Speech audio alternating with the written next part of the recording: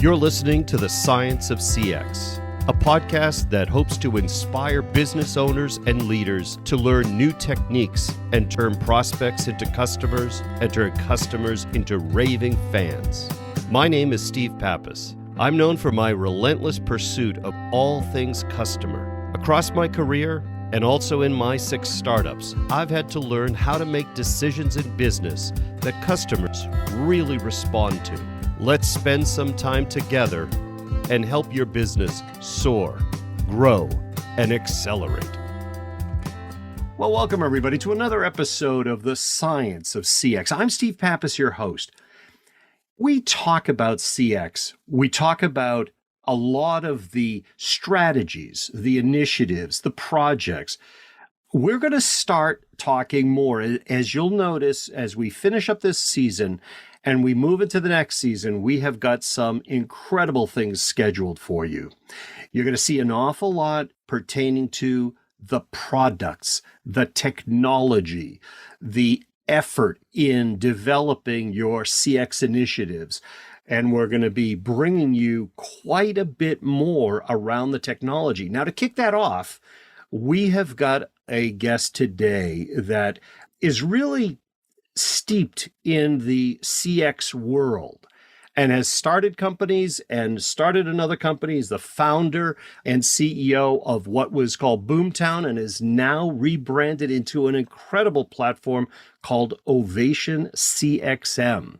So we have Chip Kahn on today, and I'm going to bring him in from the green room in a moment. I'll give you his bio, but needless to say, Ovation CXM is a platform I'm very impressed with. So let's see, by the end of the call, maybe I'll give it my stamp of something really cool. I think I will, but let's hear what Chip has to say. So let's bring him in from the green room. Chip, thanks for joining us on today's show.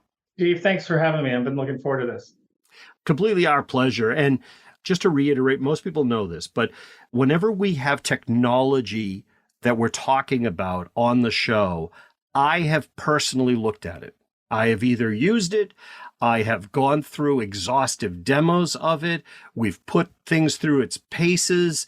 So this is another example of that. It actually has been multiple calls, multiple sessions, multiple webinars, because I was so impressed with what Ovation CXM is doing. So let me start with your bio first, Chip, and then we'll jump into this because I think we're going to want you to explain the genesis of the idea originally that you had and how that is gaining traction in the market as quickly as we're seeing. So Chip Kahn is the founder and CEO of what was called Boomtown and is now completely rebranded into Ovation CXM. And he's founded and run several companies. So prior to Boomtown and Ovation, he founded IP Commerce. While as the CEO, he grew it from just an idea to $8 billion in annual payment volume, while directly helping companies like Square and Intuit launch their payment solutions, and BroadHop, which was acquired by Cisco. He's also served as an advisor to EverCommerce, LeapSet, and LoopCommerce, among others in Silicon Valley. He's also served as entrepreneur in residence at Commerce Venture. He's a 40 under 40 winner, as well as the recipient of the Michael P. Duffy Leadership Award. And that's an accolade honoring the entrepreneurial spirit of the late Chase executive, Michael Duffy.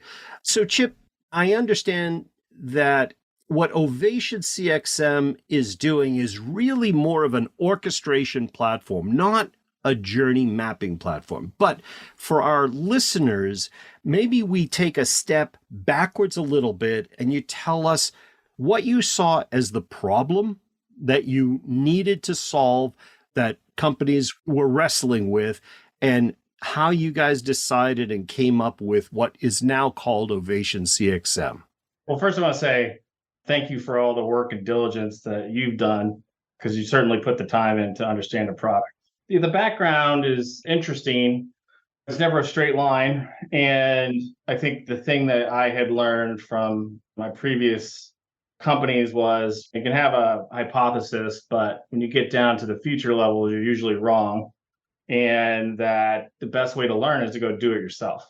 And so no amount of customer or prospective customer conversations can necessarily get you to the place of really knowing, okay, what do I need to build and specifically how to do it. So the thesis really was sort of for me running downhill where I was focused on financial services, commerce, and generally payments. And what we saw happening to small businesses in particular was, first of all, SaaS was sort of taking off in small business from more client side kind of applications. And the way that small businesses had been supported for those, what we would call customer journeys of how do I decide what to buy? How do I get boarded on it or activate it? How do I start using it? How do I get help when I have a challenge? Really came from a community of value added resellers or VARs. And the cloud really changed that because you don't need a VAR to set up your systems and everything in a small business when most of it's in the cloud and all you need is a browser. And so what was happening, we were seeing this from both my perspective as being in Commerce Ventures as an entrepreneur in residence, but also my previous company where small businesses wanted to use a product, but most of them didn't activate it. And so there was still some kind of challenge that was happening that was leading to attrition somewhere between them raising their hand and going, hey, I need this product, and them actually alive and using the product.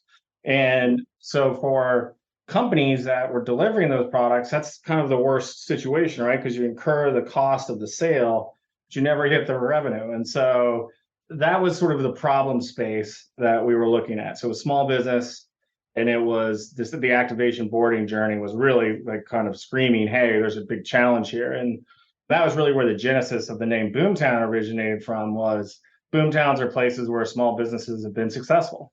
And that was sort of the target market. But our go-to-market motion really was around partnering with companies that were selling them products like the Squares of the world or the Intuits of the world. And so assisting them through a combination of both the software that we were building plus services so we could learn what they needed. And by doing that, we really saw the challenges because we were a third party. And so we would help them with the activation process. And that could mean sending someone on site. It could mean helping them remotely. But we were building the software to do all this. And what we found was you really didn't have very good visibility into the partner company, where the right steps were for us to step in. The customer didn't know and wasn't being communicated with effectively in the process. There was very little collaboration between us and the company, call it the ecosystem serving that business. And so lack of visibility, lack of collaboration, lack of communication. And we were one of the parties that was causing that problem, which was what we thought the problem would be. And so we continued to build out our SaaS platform on how do we solve this problem where you really have increasingly, particularly in things like banking, payments, general healthcare, health tech, you have multiple companies serving a common customer. And so that's when things get very, very complicated, of disjointed customer journeys.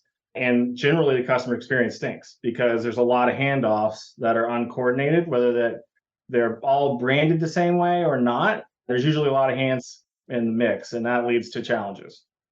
Interesting. So I can understand where the thought process came from, but then you had to sit down and say, okay, we need to develop something that is going to solve these problems. I don't want to say easily, but efficiently, and give more visibility to the gaps in the process so they could be fixed as well as optimized moving forward. So how did you think through that? And what was the first type of customer that really made sense for you? Good question. So we started really focusing on the payment companies, on those that delivered both e-commerce, but more importantly, in-person payment acceptance. And in those cases, you actually have hardware and networks and security that you have to worry about. And the process of the IT distributors shipping in the hardware, the software of the point of sale company, there's a lot of moving pieces. And so we started there, and that's taken us on a journey to really being focused broadly on products that have an ecosystem involved. And so what I mean by that is, how do you solve this question of visibility? Well, most enterprises, there's silos, certainly, but the challenge is bigger. So most of them, particularly for us, operating in the financial services ecosystem specifically, though not limited to that, you have a number of companies serving that common customer. So an example would be, I would come to you, Steve, and say, you sold me an e-commerce product and I didn't get my $20,000 settlement last night. Where is it? You, as my business banker, would have no idea. And so you would then contact the product group inside of the bank, who would have no idea, because it's actually a third party called Fiserv or Jack Henry or some other company that's doing that. They'd call them, they would have no idea. They'd find out that someone call center somewhere, it opened a case, and you got to follow that whole analog process back, or an email string that has 15 emails in it, so that you, Steve, could tell me that you're working on it. And now imagine that for all those business products at the bank. So that problem times 15 times 20, and you can start to have a very bad taste in your mouth as the customer of like, who am I really dealing with? I can have a bunch of different experiences based on the product that the bank is offering.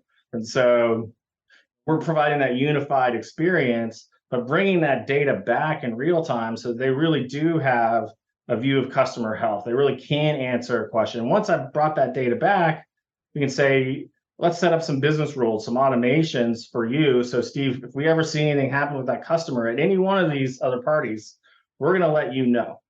And we're going to let potentially the customer know, and we're going to do a follow-up on an SLA, and we're going to then track what the problem is and use AI to start going, is this a pattern that's happening across a bunch of customers, so that we can start to repair a place in the journey that's clearly broken. I want to touch upon one thing you said. You talked about the siloed information.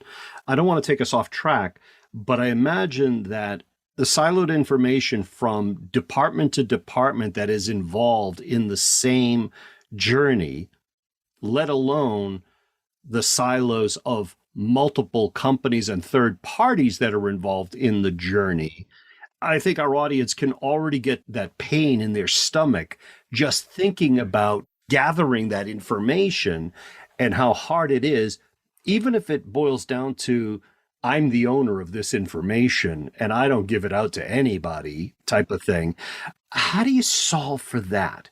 How do you make it so that they want to engage, they want to contribute, they want to be part of it so that they can make the whole process better and understand that it's the customer at the end of the day? Whether it's a business or it's a person, it's still a customer at the end of the day.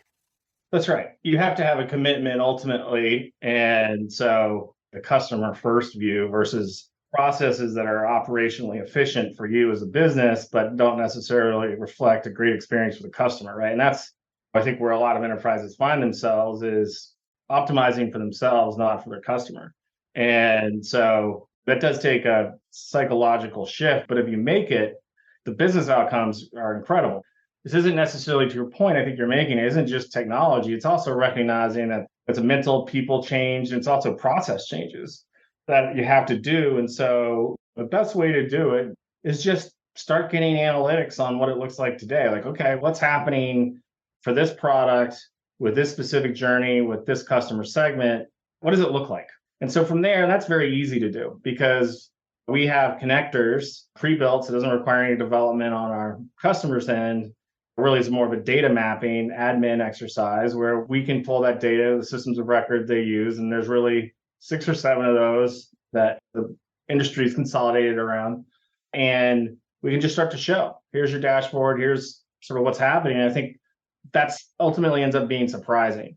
And I think that then provides the will to start going, okay, where do we want to begin repairing these things?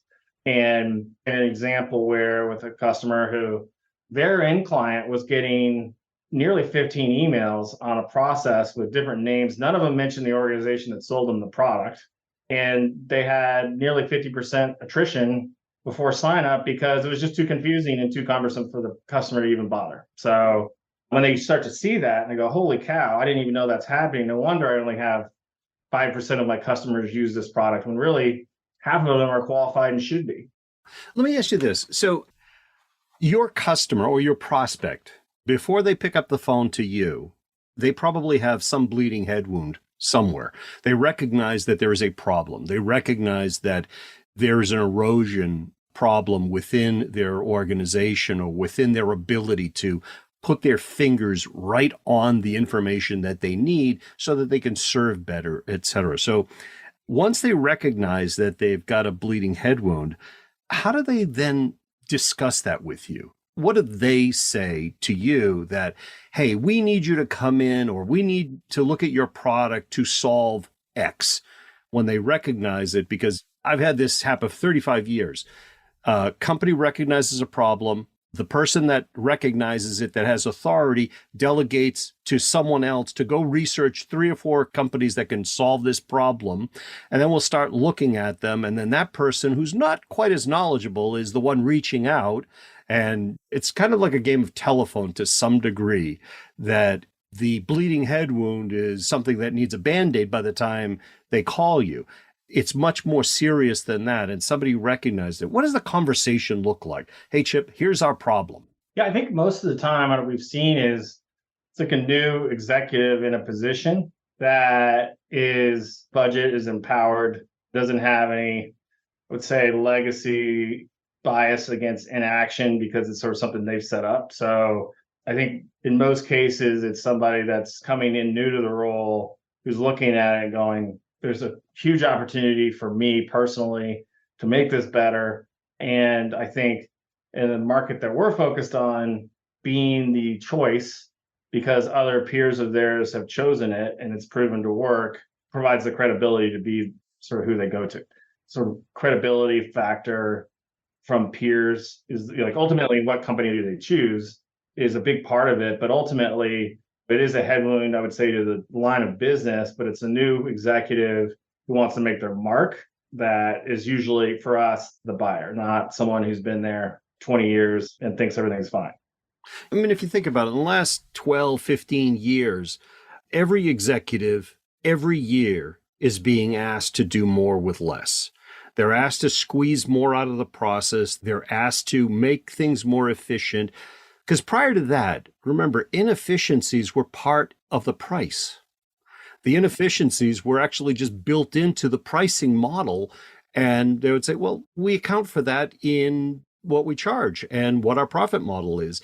But because of the squeeze that happens on a yearly basis, and I'm sure our audience can feel what I'm saying to them, that every year you've got to squeeze out more. So you have to turn to technology. That's why I really wanted to have Chip on, because Ovation is just doing a phenomenal job of not only mapping, but orchestrating the multiple journeys that are happening. What are the touch points they're going through? What are the expected outcomes? What are they supposed to do? What do they actually do? And let's report back on the differential there so that we can make something better. But at the end of the day, you're helping those executives become hyper efficient, the employees to become hyper productive, and the ability to really enhance the overall customer experience, which kind of backflows into a better employee experience, et cetera. So let's talk about the bigger picture, about the journey orchestration platform a little bit. That how can a company expect to become more efficient with what is a big problem? Companies out there that are listening, if you can't put your fingertips right on information in less than a minute or less than 30 seconds, you definitely have a problem ahead of you, because that gets worse and worse. I remember a study that was done by Blue Cross. Every contact center call, over 2 minutes of the call was done just in searching for information. Absolutely. Just wipe that out and you just saved not only time, but I remember JP Morgan telling me 1 second of handle time in a contact center was worth $500,000. 1 second savings. Save a minute, save 2 minutes, and just imagine the savings on all the downstream problems, the frustrations, people in contact center positions that are saying, hey, I can't do this anymore. It all stems from not having the tools and not having the infrastructure so that they can serve better. So, Ovation CXM, maybe just give us the broad strokes of all of the things that you guys do for your clients, as well as how do you get them up and running and what does that look like? I'll start with key elements. I think you really hit some important points. I really liked your point on the pricing, sort of how that dynamic shifts too. Described it perfectly as journey orchestration. And so it's a no code, low code, drag and drop here's the action I want to take, here are the events, what's automated, what's from the person. And now imagine like that example I gave before of those 14 emails going out. We turn that into one email that has an Instacart like experience for the bank. It's like, here's where I am. Here's who I talked to. Here's when they said they're going to do their thing. Here's when I need to fill out this form. And here's the process. Here's how long I expect it to take. Setting expectations correctly with customers is another one. And you can't do that if you don't understand your process or the process that's been imposed on you by your third parties that you work with. And so that part's really drag and drop. We have connectors that are pre-built that pulls the data. So think of this as an overlay. It's not a replacement. And the other aspect, obviously, it's big, and we've been working on for a long time. We've been applying machine learning for 5 years, really around what we describe as knowledge delivery. So if you understand the journey, if you understand the customer intent using natural language processing type tools, NLP stuff, and you understand the journey, the product, the intent, then you can deliver information to the right person at the right time and context.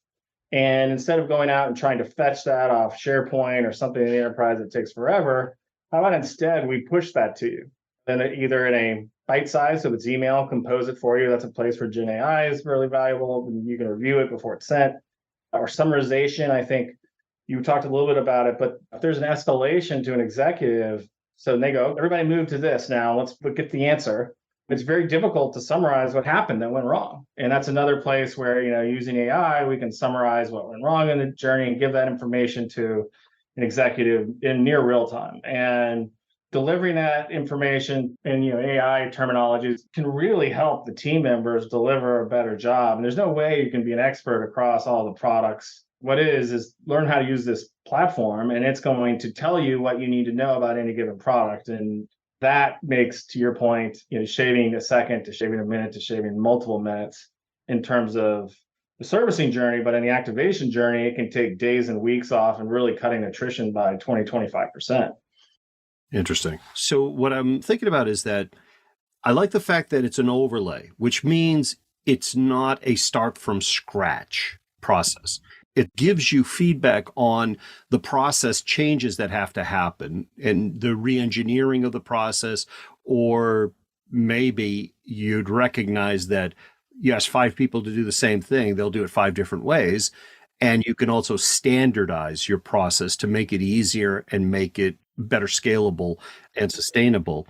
But can it also tell me who's doing it better? Can it also highlight in the organization, it's moving faster over here, or it's happening better over here, so that now I can point to that and start making that my standard? So did you read our roadmap?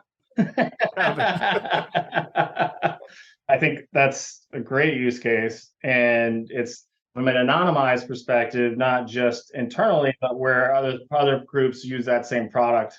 And how do you compare to how they do it, or without obviously relaying any sensitive information, but you can certainly find out that you can improve. And I think that's good for everybody, right? That's an incoming tide that lifts everybody's boat. Are there multiple departments that over time are using your technology within the same organization? Yes. That means that if it's all of the departments under the service line, which could be reporting up to the COO, if it's many departments under there, the COO can see at some point where they have improvements, because all of this is a living, breathing thing. None of this is ever done. CX is never done. It can always improve. It can always get better. It can always become more efficient, et cetera. So giving the view of where you start prioritizing what's having more impact on the customer, what causes customers to churn. Well, let's back up and start working on that, because we want to make sure that we're not only preventing churn, but we're expanding in those organizations or those customers, et cetera. So I think going down those paths, it really makes sense. The other thing too is I understand it's module based. So somebody doesn't have to buy the whole thing all at once. They can turn on features as they go. So they're kind of building the plane as they go. They don't have to start with the whole thing before it starts giving them value. That's correct. We're really focused on time to value. And It is modular as you described. And that's why the implementation, coming back around to that, you've got to be committed to getting it done. But if you are, these are things that can be done in under 30 days. And we're committed. Is the other organization, they may have it slotted for 2 months later or whatever. That's fine. But we can start again with a bread box and then add more to it, add the whole kitchen as we go along and as it makes sense to do. And as you start to see what they need to do to start to deliver exceptional and ideal customer journeys.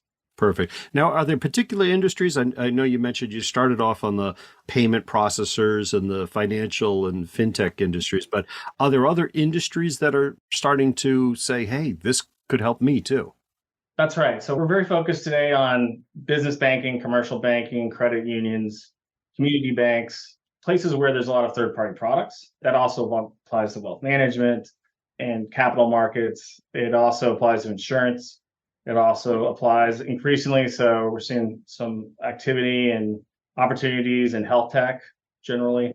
And when you start to think about things like ag tech, it's fascinating what's happening in the agricultural world with technology. And those are a whole bunch of different systems. And those people wouldn't say they put CX as the number one thing to think about, but it really is important. Like, how do I connect my tractor to sensors to do this, do that, and have visibility? Some of the same challenges. And so we think mobility, ag tech, health tech, insurance are all opportunities. And we have a number of customers that are fairly large brands that people have heard of that are outside of financial services. So I was wondering if we could give our audience a little bit of a homework assignment.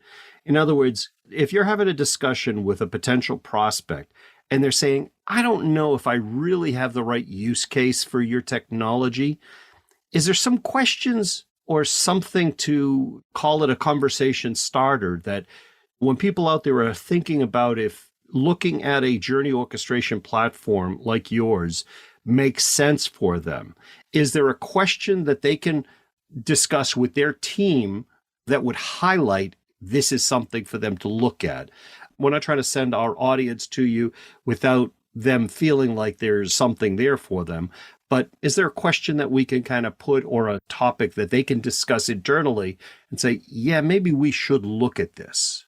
I think it's kind of putting on your empathy hat for your customer and going, if I was our customer, walk me through the process. There's different times, there's different processes based on products and different stages of their life cycle. So pick a stage in a life cycle, pick a product, put your hat on as a customer and walk through it. And I think you'll probably find that it's not as streamlined from the customer's perspective as you might think it is. Now, that doesn't mean you have to change your operational processes, because an orchestration engine can meld a better experience for the customer with your existing operations.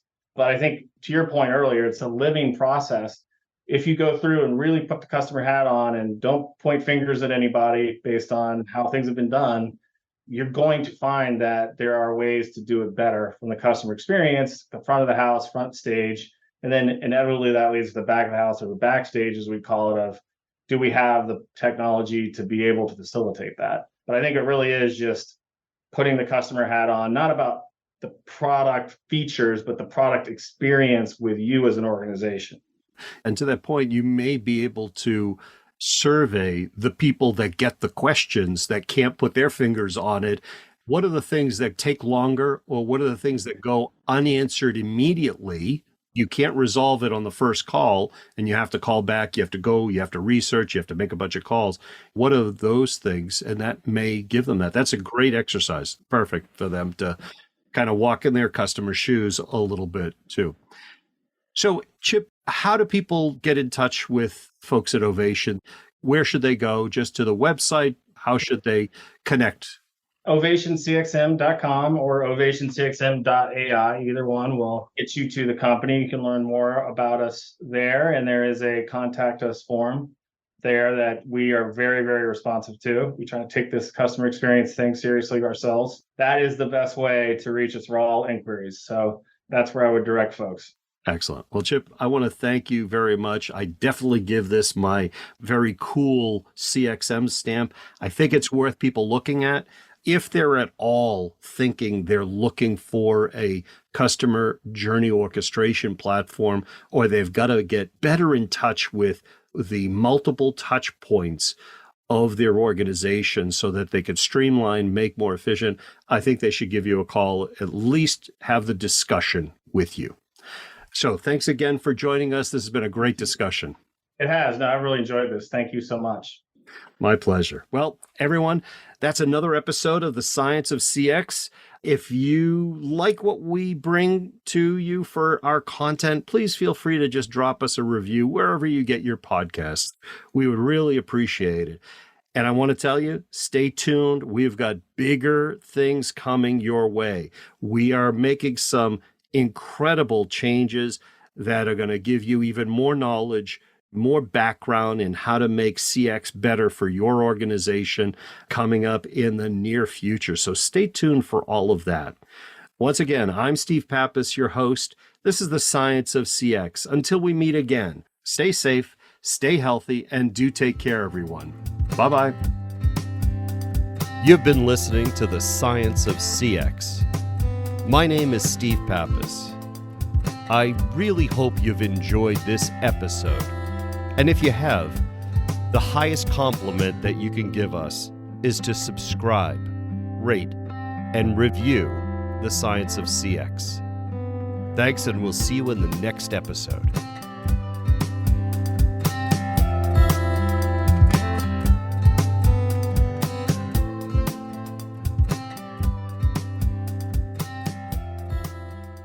Finding one place to see all customer experience related tools and technology has been difficult until now. We just built it. Get ready for a Science of CX original. Customer experience technology has been helping to drive businesses by giving them insights into better methods to engage and delight their customers for some time now.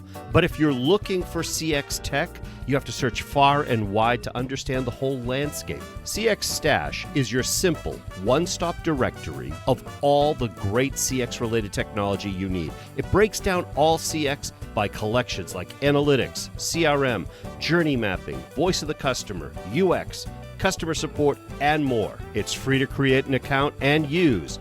No advertising cluttering up your experience. Just one place to find all the great CX tech. Sign up today at www.cxstash.com.